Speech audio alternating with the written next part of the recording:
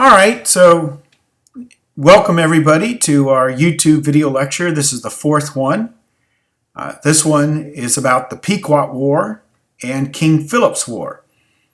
Now, over the last couple of days, we've been talking about the two different religious groups that have come to America. The Separatists, they landed in 1620 in the Cape Cod area, what will be known as Plymouth Rock.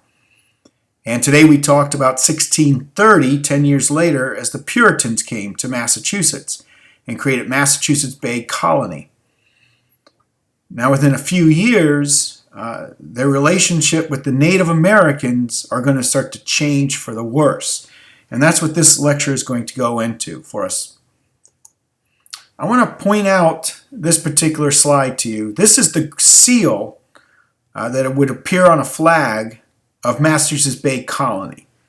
Now, a lot of this is in Latin, and I'm not really interested in all this Latin wordage here, and I hope my cursor shows up here as I go around. But notice this Indian here in the center, and the words that are coming out of his mouth. It says, "Come over and help us." That's what this Indian is supposedly saying. Come over and help us. This is the Grand Seal of Massachusetts Bay Colony. Yeah, I hope you've already starting to realize that this is complete propaganda. First of all, they have this Indian wearing nothing but leaves. I mean, literally, that's what he's wearing. He's wearing a diaper of leaves, and he's completely naked. This would be completely inaccurate. The Indians of this area wore leather pants. Sometimes the men went shirtless. Sometimes they had shirts. And they certainly were never asking the English to come over and help them.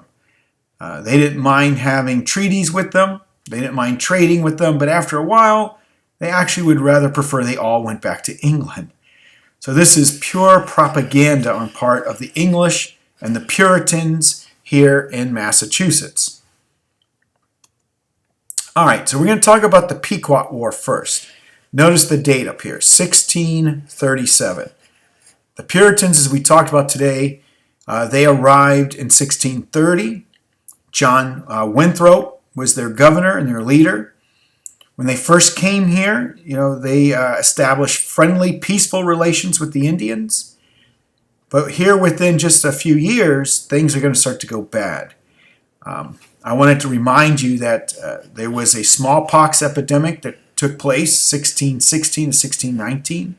That here in the Northeast, in the New England area, this plague was very deadly. Many of the Indians here, somewhere estimates between 40% as high as 70% of the Indians died long before the Separatists even came in 1620. But one tribe of Indians, the Pequot, they survived this epidemic. They were not hurt by the plague, and eventually they grow to be one of the stronger players in the area. One of the things that they wind up doing is they ally themselves with the Dutch. So they have allied with a European power, the Dutch. And the Dutch at this time period are enemies of the English. So as more and more Englishmen are coming, in 1630, with the thousands of Puritans, but they're all Englishmen, and they start to establish Boston, and then they start building Cambridge, they build Salem, Massachusetts. They start building communities here within just a few years. At first, they try to get along with the various tribes, and they do a very good job at that. But over some time, misunderstandings start to develop and eventually lead to straight-up war with the Pequot. The Pequot outnumber the English by the 1634, 1635. The Pequot actually outnumber them. So it's not like the English want to go right to war. In fact, they'd rather negotiate and sign treaties.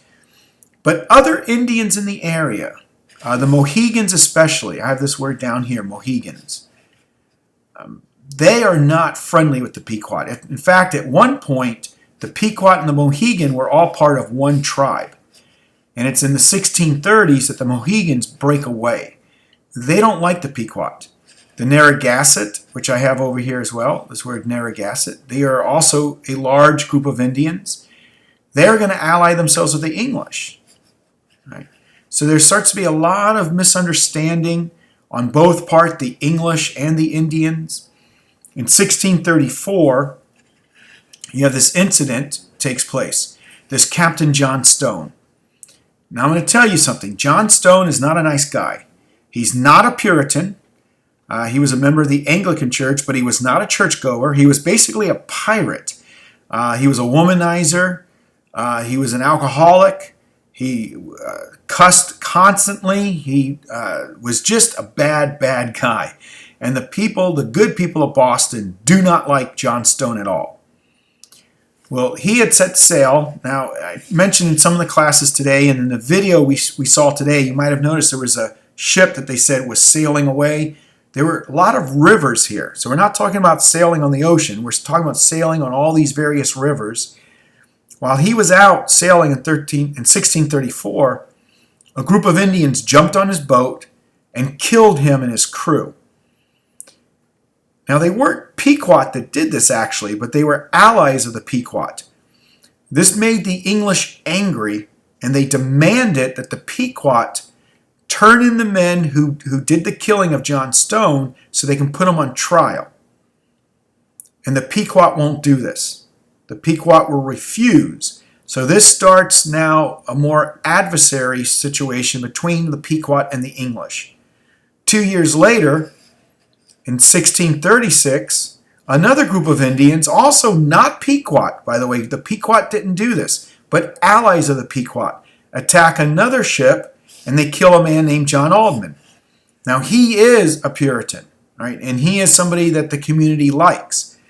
This now, with the killing of Captain John Stone in 1634, the killing of John Aldman in 1636, this starts making the English very angry. But again, the Pequot did not do this.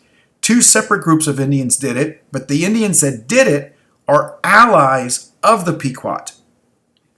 The Mohegan and the Narragansett in the area, they want war with the Pequot.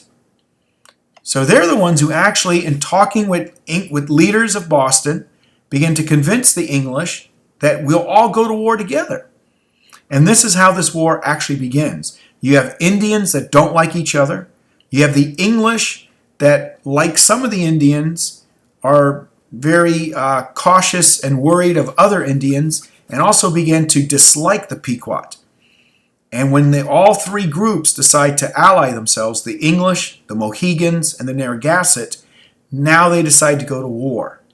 And that's what takes place in 1637. The war doesn't last but about 6 to 8 months, and it turns into one of the greatest massacres. Here in May of 1637, the Mystic River Massacre. And that's what we saw today in the video, right, where they attacked this settlement on the Mystic River. The Mystic River is actually in present-day Connecticut. This is a village. More than 500 Pequot live here in this village, men, women, and children. You notice they used the word in the video, a palisade. That's this wooden fence made of tree stumps. Very tall, tall trees that they carve spikes on the end of them as a giant fence. That's what's called a palisade. Over 500 individuals live inside. This is a massive village. There are 2 entrances here in this drawing. You see the one entrance here, and there's another entrance here. The plan was simple. The English will actually invade the village from both entrances. On the outside, if you notice here, these are men with bow and arrow. These are the Narragansett and the Mohegan that surround the village. The Narragansett and the Mohegan, they want the women and the children, and they want horses and whatever other livestock they can get their hands on. The English have agreed to this, that they will slaughter all the men and leave everything else to their Indian allies. But as you saw in the video, once they attacked, they realized that this was a bigger village than they thought. The chances of winning in a hand-to-hand combat with the Pequot, not very good for the English. So what did they do? Do you remember what happened in the video? I'll give you a couple seconds. All right, that's enough time. Yes, they set fire. They set fire to both sides of the village. They set fire at this entrance, and they set fire at this entrance. All of the wigwams The homes that the Pequot live in are made of wood and straw and hay, so everything caught fire very quickly. Then the English went outside with their guns, and anyone trying to escape, they shot. Everybody else inside perished by fire. It was a massacre. More than 500 individuals died. Now, the Mohegan weren't happy about this. In fact, the Mohegan are the ones who run up to the it's Captain Underhill and Captain Mason who were in charge here, and an Indian by the name of Uncas, U-N-C-A-S. Uncas is the leader of the Mohegans. He's the one that famously yells, "Mahit, Mahit," which in his language means too much, too much. They didn't want the children, they didn't want the women dead. They wanted them to be part of their tribe. And the English basically say, it's in God's hands, and if you press the matter, we'll turn our guns on you next. So the Mohegan and the Narragansett do not stop this. This massacre takes place. And then this is not the entire Pequot nation. This is only about a third of what is the Pequot.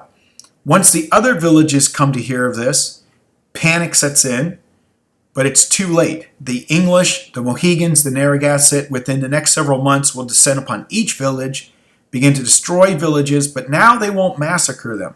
They'll actually take prisoners, and those that live will be sold into slavery into the Caribbean, trying to take every Pequot and either genocide or destroy them completely or throw them out of the country and sell them into slavery.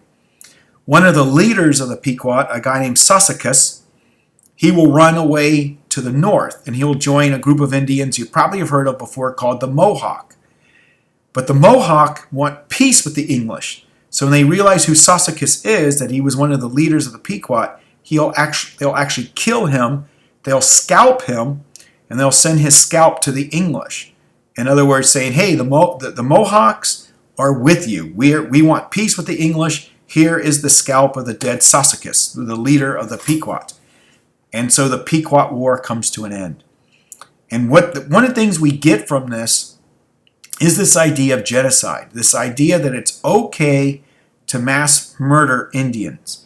We talked about today with that sermon from John Cotton, they are the heathen.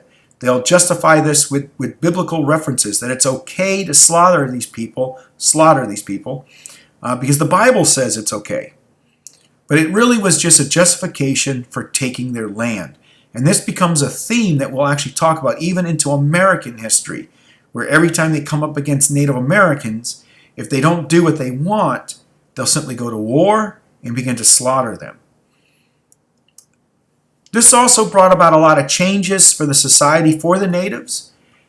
This is early on, 1637 was that war with the Pequot. 1621, in 1621, if I go back just a few years, that's when Massacre, remember Massacre was the leader of the Wampongo Indians, he signed a treaty with the separatists in Plymouth. 1621 through 1637, everyone's getting along, and then the Pequot War comes. And then over the next few decades, I have 1621 to 1670s. A new generation will be born, right?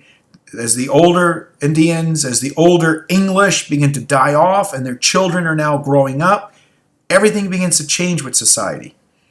The extinction of the beaver, they begin to hunt beaver for their pelts to the point of extinction. This will eventually change society for the Indians. I told you earlier today, wampum was the currency, these clamshells. The devaluation. Eventually, wampum is no longer going to be used for money. It's going to be used less and less and less. This is going to affect the Indians. Of course, the loss of their land. Right? They're going to be moved off of their tribal lands, their lands of their ancestors, and forced to go further and further into the western part of the country, places they don't know. As the English brought over livestock, pigs and goats and horses and cows, they were constantly getting out of their farms and going into where the Indians were planting corn, where they were planting wheat, other things that they ate, and these animals were eating all of it. Right? So a lot of the food supply of the Indians were being destroyed by the European livestock. Finally, by the 1670s comes this new leader. I have a name right here, Metacomb. Metacomb, first of all, realizes he needs guns. So he has a plan. He begins to sell his land to the English so that he can take the money and start to purchase more guns.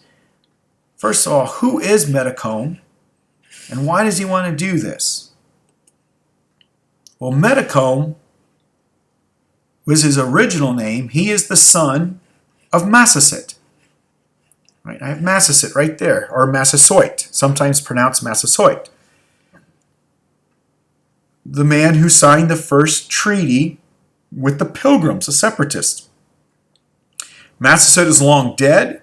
Now Metacomb is in charge. Metacomb, this is an engraving here of Metacomb, he takes the Christian name Philip. And that became the name that the colonists knew him by, Philip. They start to refer to him as King Philip because he's a leader of his Indians. But he's also trying to convince what's left of other Indian tribes that we have one last chance to fight the English and drive them back into the Atlantic and force them back into their home country of England. That's why he's selling land and trying to buy guns. But the English begin to realize this. Now here I have this name up here again, the Narragansett. In the Pequot War of 1637, the Narragansett were allies of the English. Here we are now in 1675, 40 years later. Now they are going to ally themselves with King Philip and a few other Indians as well. Again, there's too many Indian tribes. I'm not going to go into all of them.